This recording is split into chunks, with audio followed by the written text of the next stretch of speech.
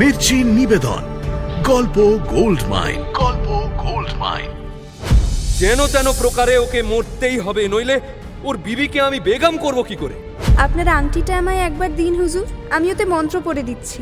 ওই আংটি যার হাতে থাকবে সে ইচ্ছে মতো নিজের মনকে খারাপ ভালো করতে পারবে। এই আমার জীবনের শেষ সূর্য দেখা, আর কিছুক্ষণ পরেই আমাকে ফাঁসিতে ঝোলাবেন সুলতান। ওই কৌটো আমার চাই, যে কোনো মূল্যে আমার চাই।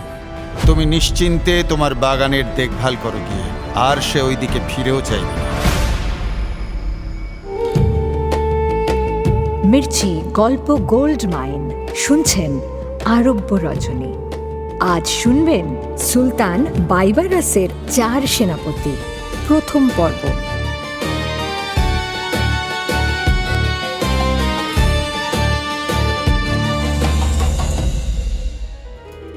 বেগম শাহরাজাদ, সুলতান শাহরিয়ার ও দুনিয়াজাদকে শোনাচ্ছেন উজির ফিরুজের বিবি আর সুলতানের কাহানি। উজির ফিরুজের বিবিকে ছাদ থেকে দেখে ভালো লেগে যায় সুলতানের। ফিরুজকে কিছুদিনের জন্য অন্য দেশে পাঠিয়ে সুলতান একা সরাসরি হাজির হয় ফিরুজের বাড়ি, একেবারে তার বিবির সামনে। কিন্তু ফিরুজের বিবি সুলতানকে প্রশ্রয় দেয় না, ফলে সুলতানকে ফিরতে হয় খালি হাতে। সুলতানও নিজের ভুল বুঝতে পারেন। এভাবে অন্যের বিবির দিকে নজর দেওয়া তাঁর ঠিক হয়নি। সুলতান ফিরুজের বিবিকে পাওয়ার আশা ত্যাগ করেন, কিন্তু সে খবর তো আর ফিরুজ বা তার বিবির কাছে নেই। সুতরাং তারা রীতিমতো চিন্তায় পড়ে যায়। সুলতানের সঙ্গে বিবাদে জড়ানো যে আত্মহত্যার স্বামী, সুতরাং একটা জবরদস্ত ফন্দি আঁটা হয়। ফিরুজের বিবির ভাই সুলতানের কাছে দরবার করে। সে অভিযোগ করে ফিরুজ তার সুন্দর বাগান নষ্ট করে দিয়েছে। অভিযোগের উত্তরে ফিরুজ বলে যে একটা সিংহের নাকি সেই বাগানের ওপর নজর পড়েছে, সেই ভয়েই সে বাগানের দেখভাল করতে পারছে না।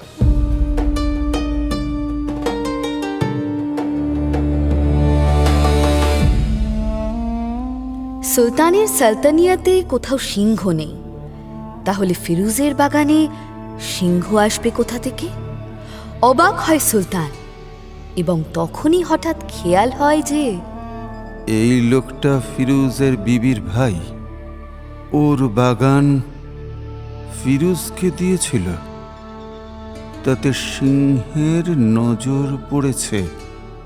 আচ্ছা, তার মানে এখানে বাগান মানে বিবি, আর সিংহ মানে আমাকে বলছে। লজ্জায় লাল হয়ে যায় সুলতানের মুখ। আর কোনো সওয়াল জবাব নয়, সরাসরি সে বিচারের রায় দেয়। ভয় নেই ফিরোজ, ওই সিংহ পথ ভুলে তোমার বাগানে ঢুকে পড়েছিল। সে ফিরে গেছে অনেকদিন আগেই। তুমি নিশ্চিন্তে তোমার বাগানের দেখভাল করো গিয়ে, আর সে ওই দিকে ফিরেও চাইবে না। এমন অদ্ভুত রায় শুনে দরবারিরা তো অবাক। এসব কি বলছে সবাই? বাদী বিবাদী বিচারক সব একসঙ্গে পাগল হয়ে গেল নাকি? বাগান পর্যন্ত তো বুঝেছে তারা, কিন্তু ওই সিংহ? আর সুলতান জানলো কি করে ফিরুজের বাগানের সিংহ ফিরে গেছে? তার চেয়েও বড় প্রশ্ন, এই দেশে সিংহ এলো কোথা থেকে? আরে দরবারিরা তো সেই হিসাবই মেলাতে পারে না। তারপর আর কি? আর কোনোদিন কোনো সমস্যা হয়নি, ব্যাস এখানেই শেষ। আর কি বাকি আছে এই কাহানির? এটা কিন্তু আগের দিন একদম ঠিক করনি আপা। এইটুকু কাহানি বাকি রেখে দিয়েছিলে মাত্র। আমি ভাবলাম আরো কত কি না হবে। ফিরুজের সঙ্গে যুদ্ধ হবে সুলতানের, মারামারি কাটাকাটি হবে। দূর, কিছুই তো হলো না। তোমার আপা ইচ্ছে করেই মানে হুজুর? না, মানে বলছিলাম নতুন একটা কাহিনী শুরু করো এবার। কি কাহিনী শোনাবে বেগম? আবার কোনো সুলতানের কাহিনী? সুলতান? ঠিক আছে, তাহলে সুলতান আল মালিক আল জাহির রুক আল দিন বাইবারাসের কাহিনী শোনাই। কি কি নাম? আল মালিক রুক, না না, আল মালিক জাহির। আল জাহির। আরে ধ্যাত, এ তো দেখছি সুলতানের নামটাই কাহানির চেয়ে অনেক বড়। তাহলে ছোট করে নি, সুলতান বাইবারস। হ্যাঁ, এটা ঠিক আছে। সুলতান আল মালিক আল জাহির রুক আল দিন বাইবারস তো কায়রোর সুলতান ছিলেন, তাই না বেগম? ঠিক বলেছেন হুজুর। তবে তিনি আদতে ছিলেন তুর্কি বংশের সন্তান। রাজধানী ছিল তার কায়রোতে। সুলতানের এক বিচারের কাহিনী শোনাই আপনাকে। এক অদ্ভুত খুনের বিচার। খুন তো সাধারণত শারীরিক আঘাত করে বা বিষ প্রয়োগ করে করা হয়।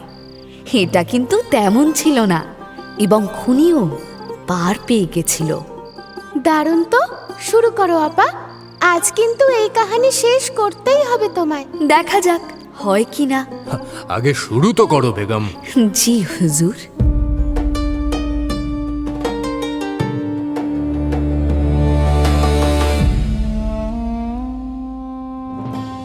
সুলতান বাইবারস মানুষ হিসেবে খুব রসিক ছিল। একঘেয়ে দেশের কাজের ফাঁকে দরবারে মাঝে মাঝে নানা রঙ্গ তামাশা, হাসি মজা, খোশ গল্প করত। একদিন হয় কি, নানা ঝুট ঝামেলা সামলাতে সামলাতে বিরক্ত হয়ে পড়ে সুলতান। ভাল লাগছে না বুঝি হুজুর, এ কাম কাজ বহুত হয়েছে, এবার চলো একটা খোশ গল্প করা যাক। কিন্তু হুজুর এখনো যে উফ হুজির, জানি জানি অনেক কাজ আছে, বিস্তর কাজ পড়ে আছে। আরে হবে সেসব, আজ বরং থাক। চলো আজ একটু কাহানি শুনি। জো হুকুম, বলুন কাকে হাজির করব? আজ বরং আমার ওই নতুন সেনাপতিদের ডাকো, দেখি তারা কেমন কাহানি বলতে পারে। সেনাপতিদের? এ কি বলছেন হুজুর? তলোয়ার চালানো কাজ তাদের, জুবান চালাতে পারবে নাকি ওরা? আহা, ডাকোই না। মাইনে করা কিস্সা বলিয়েদের ছেড়ে শেষে সুলতানের নতুন বহাল 4 সেনাপতিকে ডাকে উজির। সুলতানের হুকুম তো আর খেলাপ করা যায় না। সেনাপতিরা এসে দাঁড়ায় সুলতানের সামনে। সুলতান তাদের কিস্সা শোনাতে বলে, যে কোনো রকম কিস্সা, মজার, দুঃখের, ভয়ের, রূপকথার, যা খুশি, শুধু কিস্সা হলেই হবে। যার কিস্সা আমার সবচেয়ে ভালো লাগবে তাকে আমি ইনাম দেব 1000 দিনার। 1000 দিনারের লোভ কে সামলাতে পারে? সুতরাং একে একে সেনাপতিরা শুরু করে। হুজুর, আমি যে কিস্সা শোনাবো এটা আমি শুনেছিলাম আমার আব্বার কাছে। আমার আব্বার আব্বা ছিলেন সিস্তান প্রদেশের উজির। এই কিস্সা তাঁরই। সিস্তানের সুলতান আমর বিন লাইস তখন সবে সুলতান হয়েছে, বিয়ে শাদী তখনও তার হয়নি।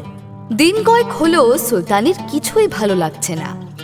নাচ গান, খানা পিনা, শিকার কিচ্ছু না। তার প্রাসাদের পাশে একটা বড় ঝিল আছে। সুলতানের ঘরের জানলা দিয়ে দেখা যায় পুরো ঝিলটা। সুলতান উদাস হয়ে সেই দিকে চেয়ে বসে আছে রাত্রি দিন। এদিকে দেশ শাসন মাথায় ওঠে, কিন্তু সুলতানের তাতে কোনো হুঁশ নেই। শুধু শুধু মন খারাপ করে বসে আছে জানলার ধারে। বান্দা আসে ডাকতে, উজির এসে ডেকে ফিরে যায়, তবুও সুলতান নড়ে না। সুলতান ভাবে, এমন একটা কিছু যদি থাকতো যেটার কাছে চাইলেই মন ভালো আবার চাইলেই খারাপ হয়ে যেত, তাহলে বেশ ভালো হতো। একদিন উজির ডাকতে এলে সুলতান তাকে বলেও সেই কথা। শোনো উজির, আমার এমন একটা কিছু চাই যেটা দিয়ে ইচ্ছে মতো মন ভালো আবার চাইলেই মন খারাপ করা যায়। এমন জিনিস তো নামুমকিন হুজুর। মন ভালো খারাপ তো হয় কুদরতের নিয়মে। একটা কিছু দেখে আপনার মন ভালো হতে পারে, কিন্তু অন্যের হয়তো মন খারাপ হয়ে যাবে। আবার অন্য কিছু দেখে উজির, বড্ড বেশি কথা বলো তুমি। আমি ওসব শুনতেই চাই না। আমাকে এমন কিছু একটা এনে দাও যা দিয়ে আমি আমার নিজের মনটাকে ইচ্ছে মতো ভালো খারাপ করতে পারবো, ব্যাস। উজির সেলাম ঠুকে বেরিয়ে যায়। কিন্তু এমন জিনিস কি আছে? দরবারিদের সঙ্গে আলোচনা করে উজির। কোনো কাজ হয় না, দেশ বিদেশের পণ্ডিতদের এত্তেলা পাঠানো হয়। তারা তো এত্তেলার কারণ শুনেই এ পথ মারায় না, এমন জিনিস যে তাদের মুরদের বাইরে। শেষে বড় মুখ করে এসে জান খোয়াবে নাকি? জান না যাক, ইজ্জত তো যাবেই। শেষে দেশে ঢেড়া পিটিয়ে দেয় উজির। শোনো শোনো শোনো, সুলতানের এমন কিছু চাই যা দিয়ে সুলতান ইচ্ছে মতো নিজের মন ভালো, ইচ্ছে মতো খারাপ করতে পারবে। এমন জিনিসের হদিস যদি দিতে পারে কেউ, তো মোটা ইনাম পাবে। শোনো শোনো শোনো। কিন্তু তাতেও ফল হয় না। দিনের পর দিন চলে যায়। সুলতান খালি জিজ্ঞেস করে উজিরকে, কি হলো উজির, তুমি পেলে কিছু? উজির বরাবরই না বলে, আর সুলতানের মনটা আরো খারাপ হয়ে যায়। শেষে একদিন দারুণ চটে যায় সুলতান। সেদিন উজিরকে একেবারে চরম হুমকি দিয়ে বসে। তোমাকে আর একটা মাত্র দিন সময় দিলাম উজির, এর মধ্যে যদি মন বশ করার জিনিস আনতে না পারো, তাহলে আমি তোমায় ফাঁসিতে ঝোলাবো। তাতে যদি আমার মনটা ভালো হয়। সুলতানের কথা শুনে তো উজিরের প্রাণ পাখি তখনই ফুরুত হয়ে যায় আর কি। জানের পরোয়া কে না করে।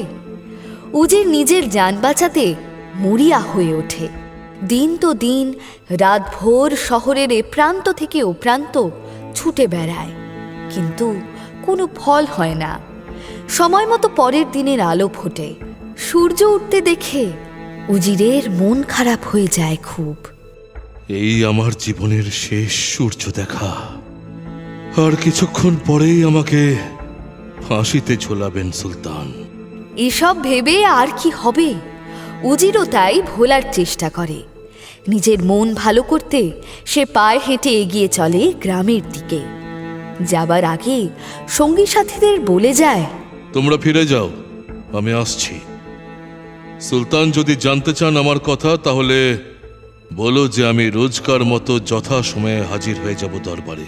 ভোরের ফুরফুরে হাওয়া, সারা রাত জাগার ক্লান্তি, চারিদিকে সবুজ গাছপালা।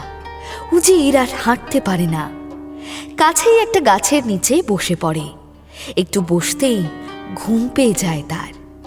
ঘুমিয়ে ঘুমিয়ে স্বপ্ন দেখে সে, সুলতান তাকে ফাঁসির হুকুম দিচ্ছেন। এই আহাম্মকটাকে ফাঁসিতে ঝোলাও এক্ষুনি।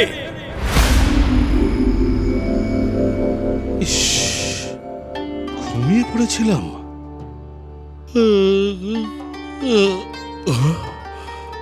আরে সর্বনাশ করেছে, সূর্য যে একেবারে মাথার ওপর উঠে বসেছে। দরবার শুরু হয়ে গেছে কখন? স্বপ্নে ফাঁসির হুকুম শুনে ঘুমটা ভেঙে যায়। ধরফর করে উঠে বসে উজির। তাড়াতাড়ি পা বাড়ায় উজির ফেরার পথে। আর তখনই হোঁচট খেয়ে পড়ে একেবারে মুখ থুবড়ে, হাতে পায়ে ছড়ে কেটে যায়।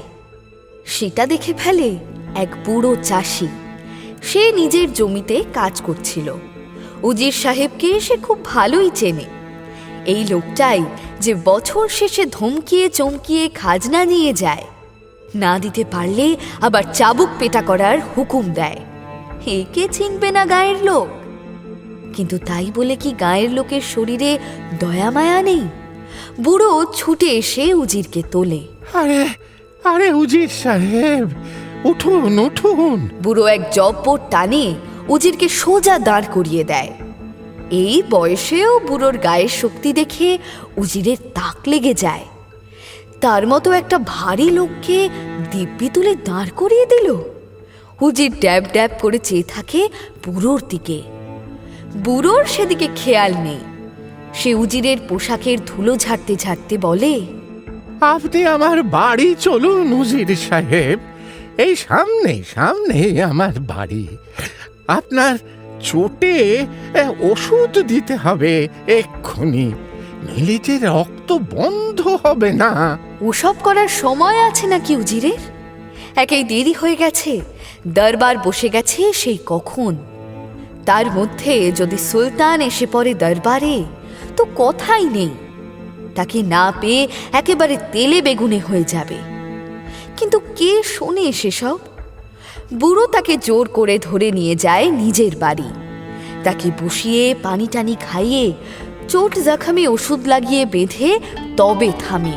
এবার ঠিক আছে হুজুর, এবার একটু বিশ্রাম নিন। আমি বরং খবর পাঠাই, কেমন? আপনার লোকজন এসে আপনাকে নিয়ে যাক এখান থেকে। তার আর দরকার নেই চাচা, আমি একাই চলে যেতে পারবো। বড় উপকার করলে তুমি চাচা, আর তো কোনোদিন তোমার উপকারের প্রতিদান দিতে পারবো না। তাই এই আংটিটা রাখো, তোমার ইনাম। উজির নিজের আঙুল থেকে সবচেয়ে দামি আংটিটা খুলে এগিয়ে দেয় বুড়োর দিকে। বুড়ো সেটা নেয় না। ও নিয়ে আমি কি করব হুজুর? আমি গরিব মানুষ, ওসব আমার কাছে দেখলে আপনার সিপাহীরা আমাকে ধরে নিয়ে যাবে, বলবে যে আমি এগুলো চুরি করেছি। নিয়ে নাও চাচা, একজন মৃত্যুপথযাত্রীর মনে আঘাত দিতে নেই। মৃত্যুপথযাত্রী? খটকা লাগে বুড়োর মনে। কে মরতে চলেছে হুজুর? আমি। আপনি? ও তওবা তওবা! কি বলছেন কি হুজুর? আপনি কি পাগল হয়ে গেছেন? হ্যাঁ, এই চোটে কেউ মরে নাকি? আবার দিব্যি সুস্থ হয়ে যাবেন দুদিনের মধ্যে। এমন কত কাটাকুটি হয় আমাদের হরদম। চোটের জন্য নয় চাচা, সে আমি জানি। আমি বেঁচে থাকলে এই চোট দুদিনেই সেরে যেত, কিন্তু বেঁচে থাকলে তো। উজির তার দুঃখের কাহিনী শোনায়। দরজার আড়াল থেকে সেটা শুনে ফেলে বুড়োর একমাত্র মেয়ে জুঁই। সে ডাকে বুড়োকে, আব্বা, একবার শুনবে? আরে থাম বেটি, থাম। দেখছিস না উজির সাহেবের সামনে আছি? বোধ বুদ্ধি নেই নাকি তোর? ওনার জন্যই ডাকছি তোমায়। ওনাকে বলো ওনার ভাড়া আমি কাটিয়ে দিতে পারি। চমকে ওঠে উজির। গলা শুনে তো মনে হচ্ছে একটা পুচকে মেয়ে। বয়স খুব বেশি হলে? এই হুজুর, এই বছর 10 পুরে 11। হ্যাঁ, 11 হলো। হ্যাঁ। ও আমার ভাড়া কাটাবে কি করে? জিজ্ঞেস করো ওকে। আপনার আংটিটা আমায় একবার দিন হুজুর, আমি ওতে মন্ত্র পড়ে দিচ্ছি। ওই আংটি যার হাতে থাকবে সে ইচ্ছে মতো নিজের মনকে খারাপ ভালো করতে পারবে। উজিরের তো বিশ্বাস হয় না। বুড়ো কপাল চাপড়ে বলে, এই হয়েছে আমার কাল। কি যে এক টুকটাক শিখেছে মেয়েটা, গাঁয়ের সবাই জেনে গেছে। এখন ভয়ে আর কেউ শাদি করতে রাজি হচ্ছে না। হ্যাঁ, কেউ রাজি হচ্ছে না। কে জানে, টুকটাক করে বলে কথা, যদি ভালো মন্দ কিছু হয়ে যায় তখন। উজির দোনামোনা করেই আংটিটা বুড়োর হাতে তুলে দেয় জুঁইকে দেওয়ার জন্য। কিছুক্ষণ অপেক্ষার পর সে আংটি ফেরত দিতে আসে। দরজার আড়াল থেকে জুঁই বলে, একবার পরখ করে নিন হুজুর। আংটিটা হাতে পরে আপনি যেমন চাইবেন আপনার মন তেমন হয়ে যাবে। উজির পরখ করে দেখে, সত্যি আংটিটা হাতে পরে উজির যেই খুশি হতে চায় অমনি তার মনটা দারুণ খুশি হয়ে ওঠে।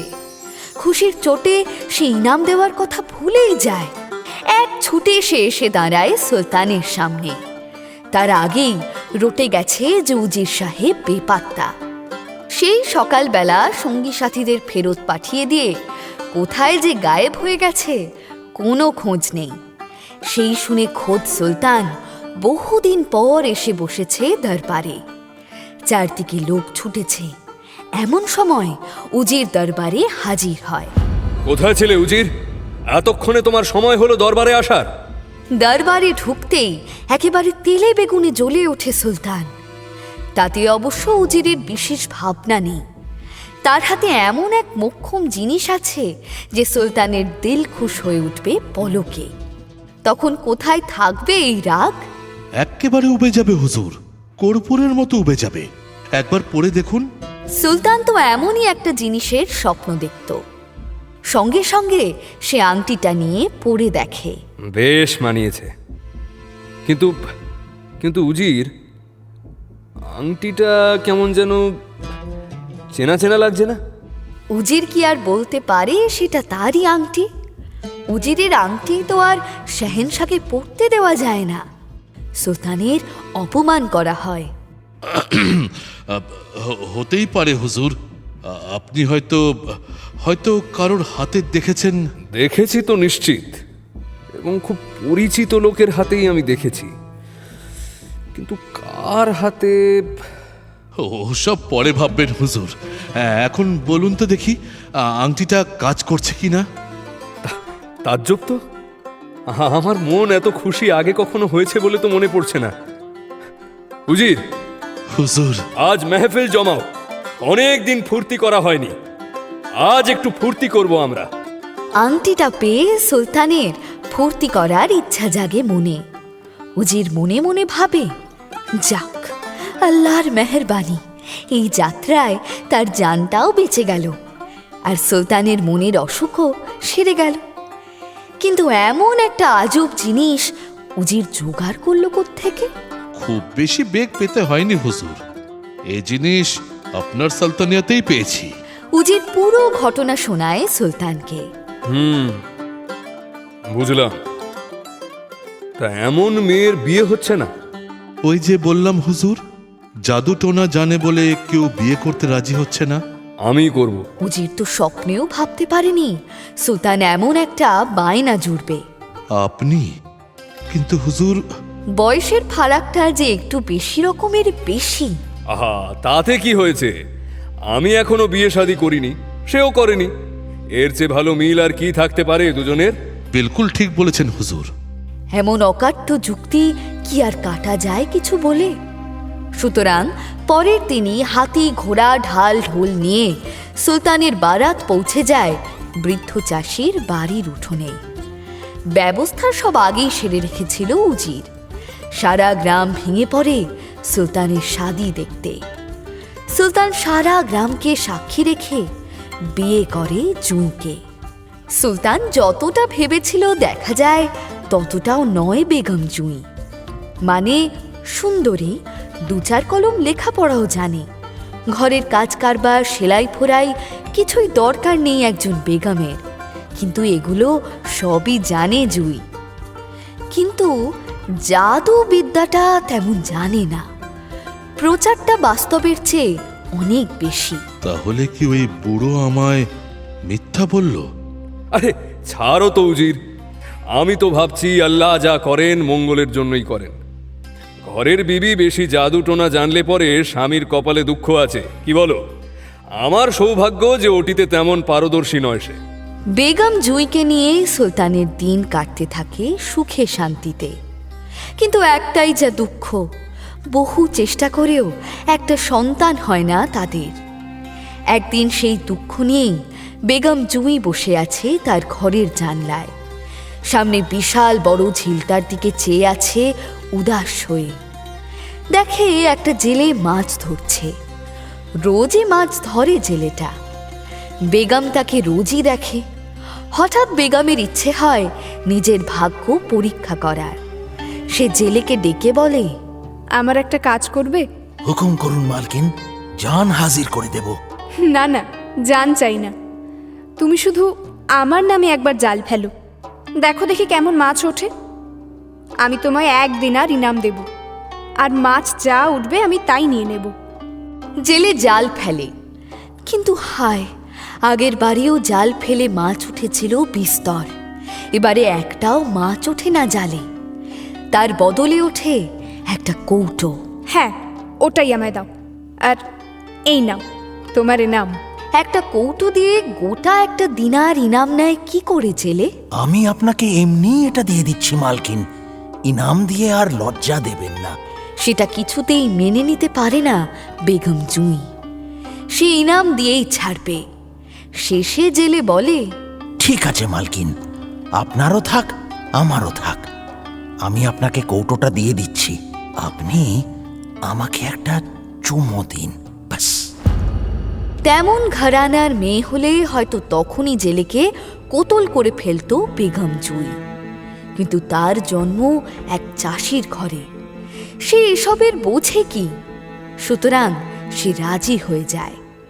জেলে কৌটোটা দেয়, সেও জেলেকে চুমু দেওয়ার জন্য মুখ বাড়ায়, আর তখনই হায় আল্লাহ! জেলের দেহটা দুটুকরো হয়ে লুটিয়ে পড়ে। জুঁই দেখেনি আগে, তাদের সব কথা আড়াল থেকে শুনছিল সুলতান। জুঁই চুমু দিতে এগিয়ে যেতেই সুলতান বেরিয়ে এসে তলোয়ার চালায়। বেগম জুঁইও রেহাই পায় না। এক্ষুনি একে বিদায় কর আমার চোখের সামনে থেকে, এক্ষুনি! বেগম জুঁইকেও প্রাসাদ থেকে বের করে দেয় সুলতান।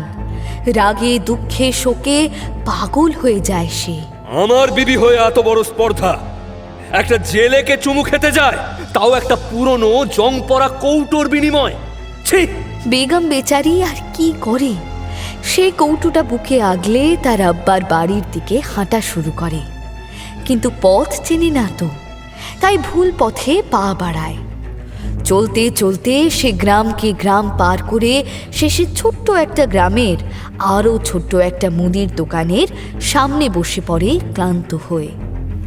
রাত হয়ে যায়, তবুও ওঠার নাম নেই। মুদি দোকান বন্ধ করবে, মেয়েটার জন্য করতে পারছে না। ওদিকে বাড়ির ভেতর থেকে ডাক আসছে বারবার। শেষে মুদি এগিয়ে গিয়ে জিজ্ঞেস করে, এই মেয়ে, কে তুমি? এখানে এই পথে কি করছো? কোনো বিপদে পড়েছো নাকি? জুঁই তার আব্বার নাম বলে, তার গ্রামের নাম বলে। আরে সে তো অনেক দূর, তুমি কোথা থেকে আসছো? জি, সদর থেকে। বুঝেছি, তুমি পথ ভুল করেছো বেটি। ঠিক আছে, আজ রাতটা বরং আমার বাড়িতেই থাকো, কাল কিছু একটা ব্যবস্থা করা যাবে। মুদি বেগম জুঁইকে ঘরে নিয়ে আসে, কিন্তু জানতে পারে না যে সে সেই দেশের বেগম। জুঁই বলে না ইচ্ছে করে। বলবে কি? তাহলে যে কেন তাকে তাড়িয়ে দিল সুলতান, সেই গল্পও বলতে হবে। ছি ছি, সেসব কি বলা যায়? মুদির বিবি কিন্তু জুঁইকে ভালো চোখে দেখে না। অমন একটা ডাগর মেয়েকে ঘরে এনেছে তার বর। বিবি বেশ বিরক্তই হয়। ধুর, লোকটার এত বয়স হলো এখনো স্বভাব গেল না দেখছি। এখনো মেয়ে মানুষ দেখলে নোলা চকচক করে ওঠে। কত বড় সাহস! একেবারে ঘরে এনে তুলেছ, হ্যাঁ? দুদিন পরেই হয়তো গলায় মালা ঝুলিয়ে শাদি করবে। ঠিক আছে, দেখাচ্ছি মজা, শাদি করা বার করছি। বিবি বেগম জুঁইকে মুরগির খাঁচায় আটকে দেয়। পরদিন সকালে মুদি জানতে চাইলে বলে, সে তো কোন ভরে বিদায় নিয়েছে। বিদায় নিয়েছে? কোন পথে গেছে? তা তো দেখিনি। কি যে করো না, এমনি ভুল পথে এতটা চলে এসেছে, আবার না পথ ভুল করে। আমি বললাম তাকে ব্যবস্থা করে দেব। মুদি নিজের কাজে মন দেয়। এদিকে বেগম জুঁই মুরগির খাঁচার মধ্যে বন্দি হয়ে পড়ে থাকে। পানি নেই, খাবার নেই। একটু পানি, একটু পানি দাও কেউ। ইয়া আল্লাহ, একটু পানি দাও, আমি যে আর পারছি না। হঠাৎ মনে পড়ে কৌটোটার কথা। তাই তো, ওটা তো পানি থেকেই তোলা হয়েছিল। ওর মধ্যে পানি থাকলেও থাকতে পারে। জুঁই কৌটোটা খুলে ফেলে।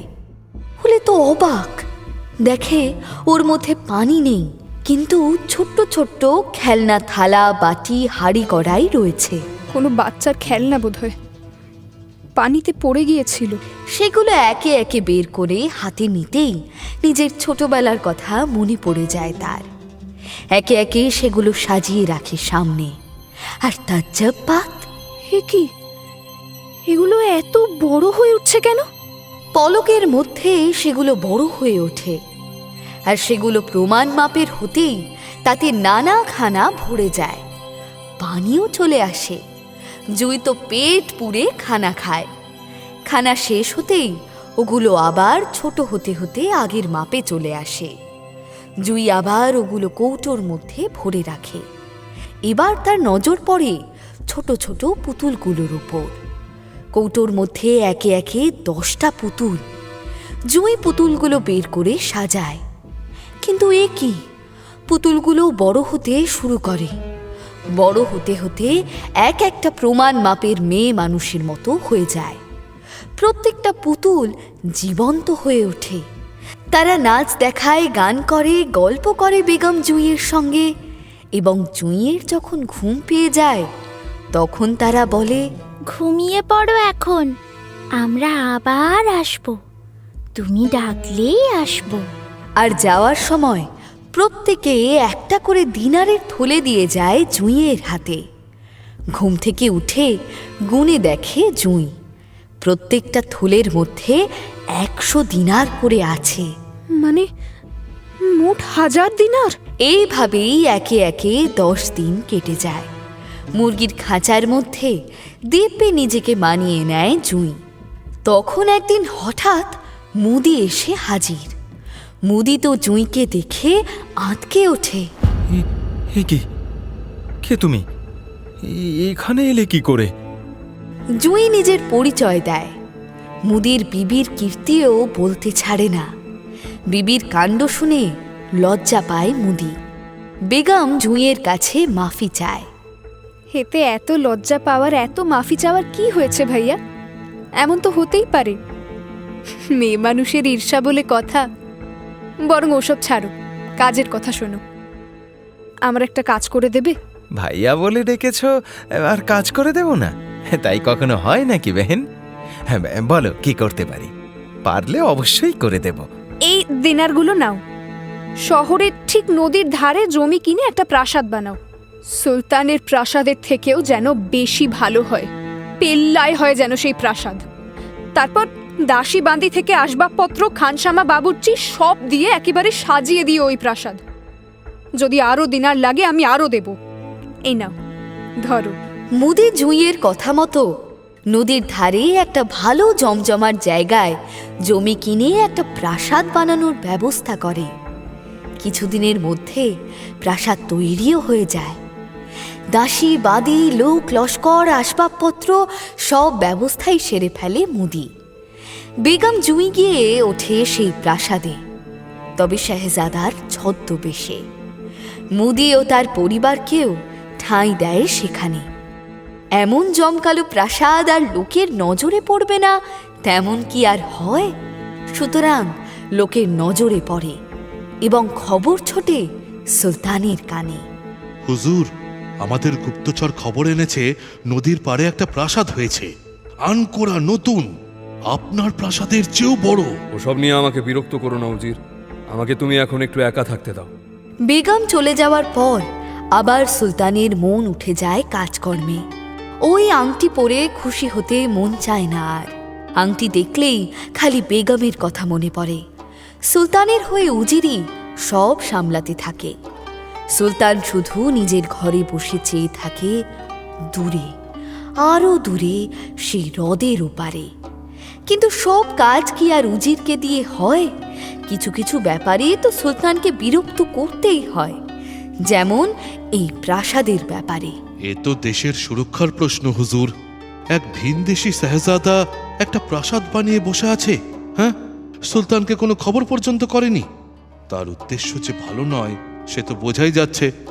দেশের সুলতানকে দুর্বল প্রমাণ করতে চাইছে সে, পরোয়া করছে না সুলতানকে। উজিরের জোড়াজুড়িতে শেষে একদিন সুলতান ছদ্মবেশে উজিরের সঙ্গে এসে হাজির হয় প্রাসাদের সামনে। বাবা, এ তো পেল্লায় প্রাসাদ উজির। আসতে বলুন হুজুর, কেউ শুনে ফেললে সব গন্ডগোল হয়ে যাবে। এ প্রাসাদ কার? ওই যে বলেছিলাম হুজুর, এক শাহজাদা এখানে থাকে, কোন দেশের তা জানি না। শাহজাদা? মতলবটা কি তার? কিছু খোঁজ পেয়েছো? জি, আপনাকে দুর্বল প্রমাণ করা, নইলে এই দেশে একেবারে আপনার নাকের ডগায় প্রাসাদ বানিয়ে থাকছে। এদিকে আপনার সঙ্গে একবার দেখা করার প্রয়োজন মনে করলো না। আদব কায়দা বলে কিছু আছে তো নাকি? আমার মনে হয় শাহজাদা আপনার সালতানিয়াত দখল করার জন্য ফন্দি আঁটছে হুজুর। আপনার নাকের ডগায় প্রাসাদ বানিয়ে আপনাকে চুনৌতি দিচ্ছে। খোঁজ নাও, পাতা লাগাও ভালো করে। সেটাই তো মুশকিল হুজুর। সে সবার সঙ্গে বিশেষ একটা মেশে না। তার এক উজির গোছের লোক আছে, সেই সব সামলায়। ওই লোকটাও বহুত ঘোরেল, লোকের সঙ্গে কথা বলতে চায় না বিশেষ। সার্থক বেগম জুঁইয়ের ছদ্মবেশ। উজির বেগম জুঁইকে শাহজাদা ভেবে বসে, আর ওই মুদিকে ভাবে তার উজির। তাহলে তো আমাদেরই ওই শাহজাদার কাছে যেতে হবে, জানতে হবে তার বিষয়, প্রশ্ন করতে হবে তাকে সরাসরি। এভাবে আর লুকোচুরি খেলা কতদিন উজির? না না না না না, তাকে তাকে তুমি দাওয়াত দাও আমার প্রাসাদে একদিন। তার আগে একটু পরখ করে নিলে হতো না হুজুর? আমাদের সঙ্গে সে দোস্তি করতে চায় নাকি দুশ্মনী? আমার মাথায় একটা ফন্দি এসেছে হুজুর। আপনি বরং এলান করে দিন যে আজ রাতে শহরের কোনো বাড়িতে আলো জ্বালানো যাবে না। আপনার পূর্বপুরুষের নামে শোক পালন করা হবে। যদি দেখা যায় এই প্রাসাদে আলো নিভে রয়েছে, তাহলে বুঝতে হবে সে আমাদের দোস্তি চায়। আর যদি আলো জ্বলে, সে রাতে সারা শহর অন্ধকার থাকে, শুধু সেই প্রাসাদ আলোয় ঝলমল করে ওঠে। শহরের লোক প্রমাদ গুনে। তাহলে কি ওই শাহজাদা আমাদের শত্রু? আমাদের কিন্তু আর বসে থাকা উচিত নয় হুজুর। এক্ষুনি আক্রমণ করা উচিত। পরে বাড়াবাড়ি কিছু হলে। আহ, এত অধৈর্য হয়েও না উচিত। বড় কোনো পদক্ষেপ নেওয়ার আগে ভালো করে যাঁচ পড়তাল করে নেওয়া উচিত। চালে ভুল হলে আফসোস করে লাভ হবে না, বুঝেছ? তাহলে তাহলে আপনি কি বলেন হুজুর? তুমি আবার এলান করে দাও, আগামী জুম্মাবারের সন্ধেবেলায় সবাই আলো নিভিয়ে রাখবে। আমি আমার বিবির শোক পালন করব। বিশেষ করে ওই প্রাসাদের সামনে তুমি বারবার লোক পাঠাবে উজির। আর একবার দেখি, তারপর বড় কোনো পদক্ষেপ নেওয়া যাবে। জো হুকুম হুজুর। পরের জুম্মাবারে আবার ঘোষণা করে দেওয়া হয় যে সন্ধেবেলা আলো নিভিয়ে রাখতে হবে। সুলতান তার বিবির শোক পালন করবে। সেই সন্ধেতে কিন্তু আলো নেভে প্রাসাদে। সম্পূর্ণ আধারে ডুবে যায় প্রাসাদ। হুজুর হুজুর, আমি নিজে গিয়ে দেখে এসেছি হুজুর। কি? আলো নেভানো। আলো নেভানো? হ্যাঁ হুজুর, এই নতুন প্রাসাদের আলো নেভানো। তাহলে তো সরাসরি শত্রু বলা যায় না উজির।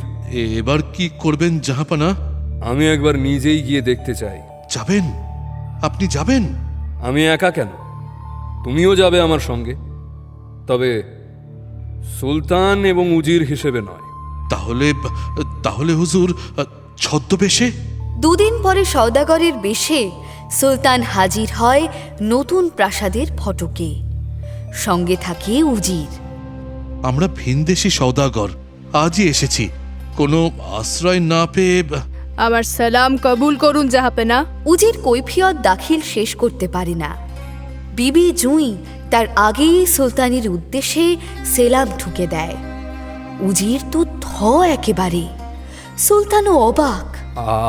আপনি আপনি আমাকে চিনতে পারলেন? প্রশ্ন করে সুলতান। জুঁইকে সুলতান বা উজির কিন্তু চিনতে পারে না। চিনবে কি করে? একটা মেয়ে মানুষ যদি পুরুষ মানুষের রূপ ধরে সামনে এসে হঠাৎ দাঁড়ায়, তাহলে ভুল তো হবেই। বিবি তো শাহজাদার ভেক ধরে আছে, তাই এমন বোকার মতো প্রশ্ন করে বসে সুলতান। নইলে নিজের বিবিকে কি কেউ এমন প্রশ্ন করে? উত্তরে জুঁই একটু মুচকি হেসে বলে, আপনাকে কে না চেনে হুজুর। আর সব ওই ছদ্মবেশের আড়ালে লুকোনো যায়, কিন্তু আপনার চোখ দুটো, ওই দুটো লোকাবেন কি করে? সুলতান ও উজিরের যত্ন আত্মীর কোনো গাফিলতি হয় না। মেহফিল খানায় বসিয়ে সেই কৌটো খোলে বেগম সাহেবা জুঁই। কৌটো থেকে একে একে থালা বাটি বের করে সাজিয়ে রাখে। দেখতে দেখতে সেগুলো প্রমাণ মাপের হয়। তাতে নানা মুখরোচক খানা আসে। এগুলো কি খাওয়া যায়? হালবাত হুজুর, একবার চেখে দেখুন। বিশ্বাস অবিশ্বাসের দোলাচলের মধ্যে একটুখানি চেখে দেখে সুলতান। লোভ লেগে যায় তার। বাকিটা একাই গোগ্রাসে সাবার করে দেয়। উজিরকে ভাগ দেওয়ার কথা মনেই থাকে না তার। এরপর আসে সেই নাচেনেওয়ালির দল। তাদের নাচ দেখে মুগ্ধ হয়ে যায় সুলতান, এমন নাচ আমি জিন্দেগিতে দেখিনি। এবং তারপর তারা একে একে আবার কৌটোতে ঢুকে যায়। যাবার আগে নিয়ম মাফিক দিনার ভরা থলে রেখে যায় বিবির সামনে। আচ্ছা, ওই থলেগুলোতে কি আছে? আপনি নিজেই দেখে নিন। সুলতান জানতে চাইলে সুলতানের হাতে একটা থলে ধরিয়ে দেয় বিবি। থলের মুখ ফাঁকা করে চমকে ওঠে সুলতান। দিনার? প্রত্যেকটায় গোনা গুনতি ঠিক 100টা করে আছে। এমন আশ্চর্য কৌটোর মালিক কে না হতে চায়? ওই কৌটো আমার চাই, যে কোনো মূল্যে আমার চাই। বেগম জুঁই ঠিক এই মুহূর্তটারই অপেক্ষা করছিল এত দিন ধরে। সুলতানের কৌটো পছন্দ হয়েছে, দিয়ে না হয় দেবে সেটা। কিন্তু হুজুর, বিনিময়ে কি দেবেন? বিনিময়? বিনিময় কি চাও তুমি? আমার অর্ধেক সালতানিয়াত তোমাকে দিতে রাজি আছি আমি। ও সব আমার চাই না হুজুর। ও নিয়ে কি হবে? 2টো চুমু, সির্ফ 2টো চুমু দিতে হবে। কি দেবেন? কি? সুলতান বিশ্বাস করতে পারে না। কি বললে তুমি? শুধু 2টো চুমু? জি হুজুর। শুধু 2টো চুমু এই কৌটোর দাম? এ আবার কেমন দাম? ফোড়ন কাটে উজির। উজিরকে এক ধমকে চুপ করিয়ে সুলতান বেগমকে বলে, বেশ তো, আমি না হয় তাই দেব। তাহলে পাশের ঘরে চলুন হুজুর। সুলতানকে নিয়ে পাশের ঘরে ঢোকে বেগম। সুলতান দাঁড়িয়ে থাকে মূর্তির মতো। বেগম ধীরে ধীরে তার ঘনিষ্ঠ হয়। সুলতানের নিঃশ্বাসের উত্তাপ অনেক দিন পরে আবার মেহসুস করে বেগম। কেঁপে ওঠে তার সারা শরীর। শিরা উপশিরায় বয়ে যায় মাদকতা। সুলতানের হাতে ঢলে পড়ে বেগম। খুলে যায় তার ছদ্মবেশ। সুলতান আঁকড়ে ধরে তাকে। বেগম, হুজুর, কেন এই ছলনা? শুধু একটা কৌটোর দাম বোঝাতে। মানে? আপনি আজ এই কৌটোর যে দাম দিতে এসেছেন, সেদিন তো আমি এর অর্ধেক দাম দিতে গেছিলাম হুজুর। তাহলে আমার অপরাধ কোথায়? অপরাধ সুলতানেরই। আগে পিছে না দেখে এত বড় সিদ্ধান্ত নেওয়া উচিত হয়নি সেদিন সুলতানের। স্বীকার করে সুলতান। এবার তাহলে ফিরে চলো বেগম। জি হুজুর। প্রথম সেনাপতি শেষ করতেই সুলতান বাইবরস হাততালি দিয়ে ওঠে। বাহ, বহুত খুব, বহুত খুব, বহুত খুব। এবার এবার কে বলবে? দ্বিতীয় সেনাপতি এগিয়ে আসে। এবার আমার কিসসা শুনুন হুজুর। আমার কিসসা ও সিস্তানের সুলতান আমর বিন লাইস এবং তার উজিরকে নিয়ে। সে কি, তুমিও তাদের চেনো না? কেন চিনব না হুজুর?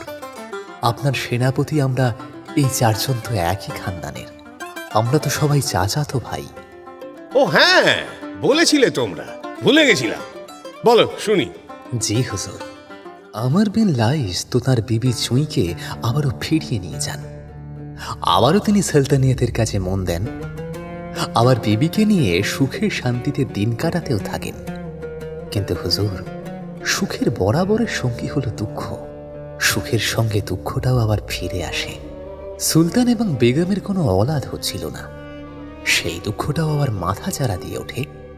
দাওয়া দারু তো আছেই, সঙ্গে ফকির দরবেশের তাবিজ কবচ এবং আরও নানান হাজারো চেষ্টা শুরু হয়। শেষে একটা বেটা হয় সুলতানের। বেটাকে দেখে সুলতানের মন খারাপ হয়ে যায়। এ কি, ই কার বাচ্চা? কুচকুচে কালো, মুখটা ঠিক বাঁদরের মতন।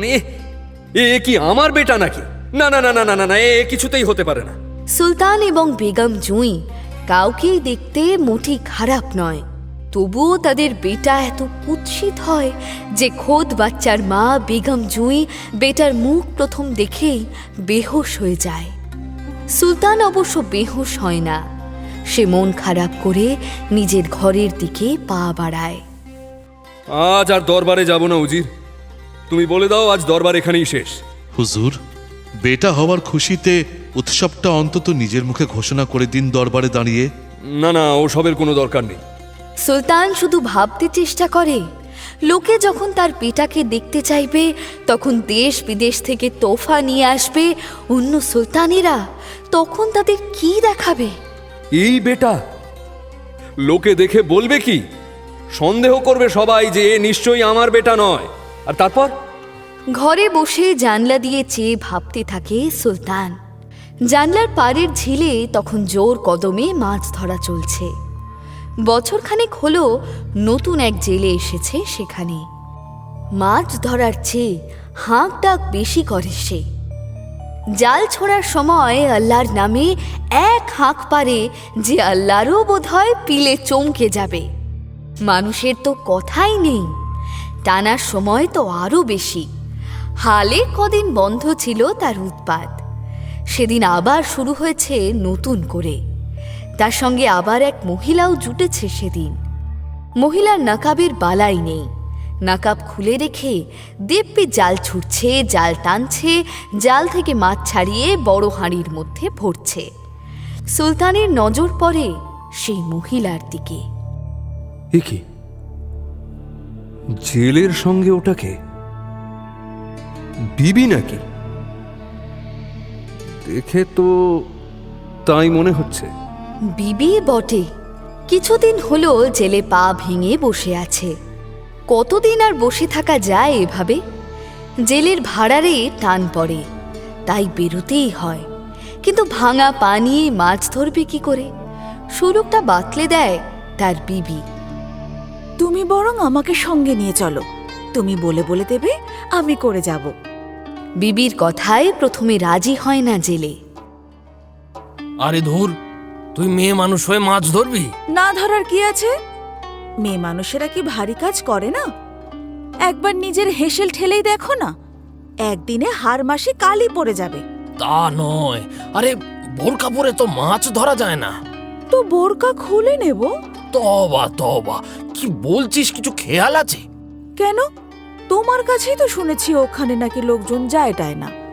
আর গেলেই বা পেটের জ্বালায় মরতে বসেছি, এখন আবার লাজ লজ্জা। কথাটা যে ঠিকই, পেটের জ্বালা বড় জ্বালা। তাই শেষ স্তক জেলে রাজি হয়, বিবিকে নিয়েই মাছ ধরতে আসে। আর এখানেই ঘটে যত বিপত্তি। জেলের বিবিকে দেখে সুলতানের মাথায় নতুন মতলব ঝলক দেয়। আচ্ছা, একে যদি আমি শাদি করি? করতেই হবে, আমাকে একে শাদি করতেই হবে, নইলে এমন বদসুরত বেটা হওয়ার জন্য লোকে আমাকে দায়ী করবে। তা তো হতে পারে না। আমায় প্রমাণ করতে হবে যে দোষ আমার নয়, এবং নিজের কাছেও প্রমাণ করতে হবে যে আমি দোষী নই। সুলতান তলব করে উজিরকে। উজির এলে জেলের বিবিকে দেখায় সুলতান। উজির, দেখেছো একে? এই যে একেবারে ডানা কাটা হুড়ি পড়ি।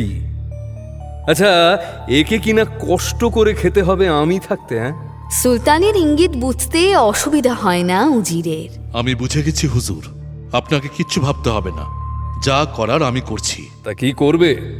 কি বুঝেছো তুমি? জীব, হুজুরের ওই মহিলাকে পছন্দ হয়েছে। শুধু পছন্দই নয়, আমি ওকে আমার বেগম করার সিদ্ধান্ত নিয়েছি। একেবারে বেগম, কোনো বাজবিচার নেই সুলতানের। ও তো একজনের বিবি হুজুর, কুমারী তো নয়। আহ উজির, ওসব ভাবতে হবে না তোমায়। আমি যা বলছি তুমি শুধু তাই করো। সিপাহী দিয়ে ওই জেলেকে তুলে আনো, তারপর তুমি ওর গর্দান নাও। কিন্তু হুজুর, গুনাহ? কি গুনাহ দেখাবো ওর? যা হোক একটা কিছু বলে দিও। সুলতান বলেই কি যা খুশি তাই করতে পারে? লোকে স্বেচ্ছাচারী বলে দোয়া দেবে না? একটু ধৈর্য ধরুন হুজুর, আমি বরং একটা ফন্দি করে ওই জেলেকে রাস্তা থেকেই সরিয়ে দিচ্ছি। উজির জেলেকে তলব করে। জেলে তো ওই ভাঙা পা নিয়ে ছুটতে ছুটতে আসে, উজিরকে সেলাম করে দাঁড়ায়। উজির একবার তাকে কটমট করে দেখে নিয়ে বলে, তোর সাহস তো কম নয়, তুই কিনা সুলতানের ঘরে দুর্গন্ধ ছড়াচ্ছিস। জেলে তো ভড়কে যায় উজিরের কথায়। আমি কোথায় দুর্গন্ধ ছড়াচ্ছি হুজুর? চুপ বদমাশ! রোজ রোজ মাছ ধরিস তুই, আর মাছের গন্ধ শুকে শুকে নাজেহাল হতে হয় সুলতানকে। মজা কি পেয়েছিস নাকি? জেলে কোথায় মাছ ধরে আর সুলতানের ঘর কোথায়? ওখানে মাছ ধরলে এত দূর সেই গন্ধ আসতে পারে নাকি? চুপ! গোস্তাকি করে আবার মুখে মুখে তর্ক। সুলতান দারুণ চটে গেছেন, তোর গর্দান নেওয়ার হুকুম দিয়েছেন। জেলে তো উজিরের হাতে পায়ে ধরে। এবারের মতো মাফ করে দিন হুজুর, কসম সে আর কোনোদিন এখানে মাছ ধরতে আসবো না। কিন্তু উজির মাফ করবে কি? এই হুকুম তো সুলতানের। উজির একটা জুৎসই কারণ জুড়তে চেষ্টা করেছে মাত্র। তাই বলে এটা একটা কারণ হলো হুজুর? লোকজন কি এতই বুড়বক?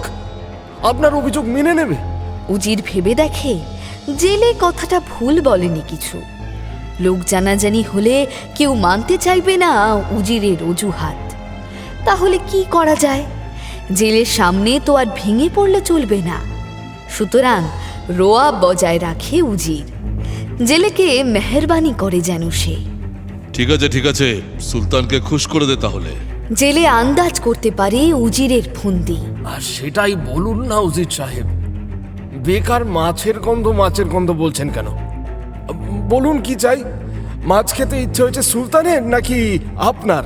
বেয়াদব, মুখ সামলে কথা বল, নইলে মুন্ডু কেটে হাতে ধরিয়ে দেব। আহা, চড়ছেন কেন হুজুর? আসল কথাটাই বলে ফেলুন না, তাতে আপনারও সময় বাঁচে, আমারও বাঁচে। আসল কথা মানে জেলের বিবিকে পছন্দ হয়েছে সুলতানের, তাকে বেগম করে রাখতে চায় সুলতান। না, এক কাজ কর দেখিনি, সুলতানের এই দরবারটার জন্য একটা গালিচা বুনে দে তো দেখি। গোটা দরবারটা ঢাকা চাই কিন্তু, আর বাহারি হওয়া চাই। দরবারের গালিচা বলে কথা। আর হ্যাঁ, ওই জোড়া তাপ্তি দিলে কিন্তু চলবে না, একটা গোটা গালিচা হতে হবে। আবার বড় হলেও চলবে না, একেবারে মাপ মতো হতে হবে। বুনে দে দিন তিনেকের মধ্যে, নইলে কিন্তু গর্দান নেব। কি আবদার হুজুর? জেলে তো কিছুই ভেবে পায় না কি করবে। উজির হুকুম শুনিয়ে সরে পড়ে। উজিরের পাটাও আর একবার জড়িয়ে ধরতে পারে না। উল্টে সিপাহীরা তাকে তাড়া লাগায়। বাড়ি ফেরে সে, বিবিকে সব বলে। বিবি সব শুনে ভরসা যোগায় তাকে। ও তুমি কিচ্ছু ভেবো না গো, তুমি এক কাজ করো, 3টে দিন তো হাতে আছে, জবরদস্ত আরাম করে নাও। 4 দিনের দিন সকালে বাড়ির পিছনের ওই বটগাছটার সামনে গিয়ে বলবে তোমার সমস্যা, দেখবে ঠিক কিছু না কিছু একটা রাস্তা বেরিয়ে যাবে, উদ্ধার হয়ে যাবে তুমি। বিবির কথা বিশ্বাস করতে পারে না জেলে। এমন আজগুবি কথা কেই বা পারে বিশ্বাস করতে? কিন্তু আর কি করার, সে বেচারা জেলে। গালিচা বোনা শেখা তো দূরের কথা, বুনতে দেখেনি কোনোদিনও জীবনে। সুতরাং 3 দিন পরে গর্দান যাবেই তার। তাই সে 3টে দিন শুয়ে বসে দুঃখ করে কাটিয়ে দেয়। 4 দিনের দিন সে দরবারে যাবে, আর ফিরবে না। শেষ বিদায় নিতে বিবির সামনে দাঁড়ায়। বিবি দিব্যি খোশ মেজাজে গুনগুন করে চলেছে। তাকে দেখে হাতটা ধরে বলে, চলো আমিও যাচ্ছি। কোথায় সেটা আর বলে না। হিড় হিড় করে টানতে টানতে জেলেকে নিয়ে দাঁড়ায় বট গাছের নিচে। হাত জোর করে দোয়া চায়। আর অমনি এক দমকা হাওয়ায় একটা সুতোর গুঁটি এসে পড়ে জেলের হাতে। তাজ্জব তো, এটা কোথা থেকে এলো? গুটিটা ভালো করে ঘুরিয়ে ফিরিয়ে দেখে আরো তাজ্জব বনে যায়। আরে, এ তো দেখছি একটা সূচও রয়েছে। আরে ওই সূচ দিয়েই গালিচা বানায়। কিন্তু এসব দিয়ে আমার কি কারবার? সেটা আর আলাদা করে বলার কি আছে, ওই নিয়ে গালিচা বুনতে হবে। ওই যে সুলতানের দরবারের গালিচা। কিন্তু কিভাবে? আমি তো বুনতেই জানি না। জানতে হয়ও না। সূচটা দরবারের এক কোণে ধরতেই সেটা আপনি চলতে শুরু করে এবং সকাল গড়িয়ে দুপুর হতে পারে না, দিব্যি নকশা কাটা একটা গালিচায় ঢেকে যায় সারা দরবার। এই যাত্রায় বেঁচে যায় জেলে। কিন্তু উজির, ওই জেলে বাঁচলে তো হবে না, ওকে তো মরতেই হবে। যেন তেন প্রকারে ওকে মরতেই হবে, নইলে ওর বিবিকে আমি বেগম করব কি করে? তারও ফিকির খুঁজে বের করে উজির। হয়ে গেল? যা, ফিকিরটা আজ আর শোনাই হলো না। আচ্ছা আপা, সেই খুনটা কোথায়? একটা খুন হয়েছিল বলে তো কাহিনীটা শুরু করলে। সবই আছে দুনিয়াজাদ, ঠিক জায়গাতেই আছে, কিন্তু আজ আর আমাদের নসিবে সে কাহিনী শোনা লেখা নেই। এটা কিন্তু একদম ঠিক হলো না আপা। তুমি আবার আজ রাতে ছোট্ট একটুখানি শুনিয়ে শেষ করবে এই কাহিনী, তাই না? সেটা কিন্তু ভারী দুষ্টুমি হয়ে যাবে আপা। হবে না, এখনো অনেক কাহিনী বাকি। মানে খুনটাও অনেক দেরি। আজ রাতে খুনটা আবার হবে তো বেগম?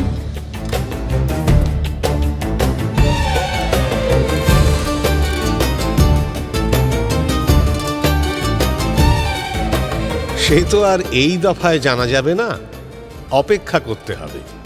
আর কি বা করার, তাই সই। আজকের মতো আলবিদা দোস্ত।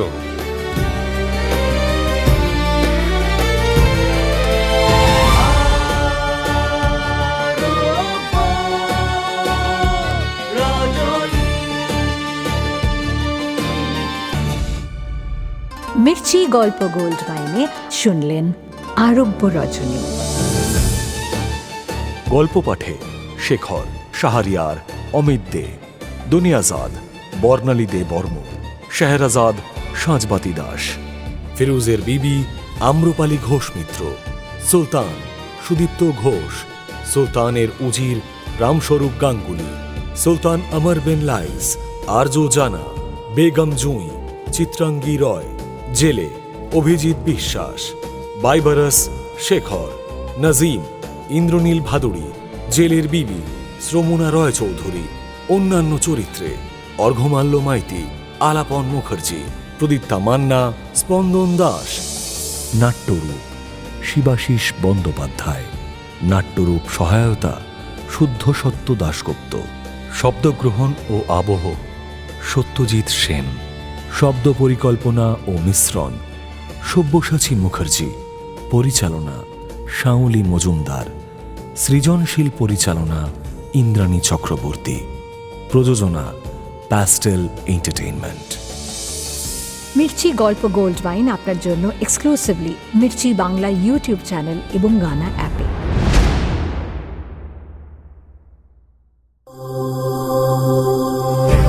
মির্চি নিবেদন গল্প গোল্ড মাইন।